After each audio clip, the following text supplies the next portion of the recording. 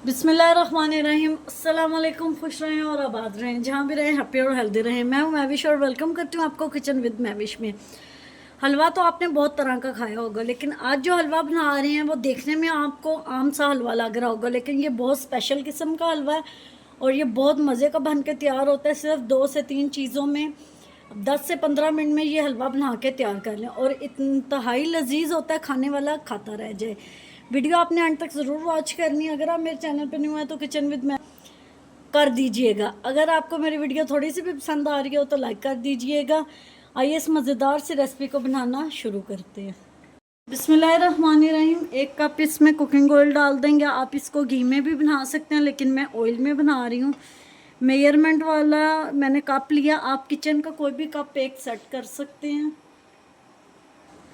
अब इसमें डालेंगे सूजी। सूजी मैंने 2 कप ले ली थी और इसको 20 मिनट पहले भिगो लिया था दूध डाल के। आप इसको दूध या पानी दोनों डाल के भिगो सकते हैं। अभी इसको अच्छी तरह हम लोगों ने पकाना है। चीनी आप देख सकते हैं मैंने अभी तक नहीं डाली, और चीनी इसमें इसके साथ नहीं जाती। पहले सूजी को अच्छी तरह भून लेंगे।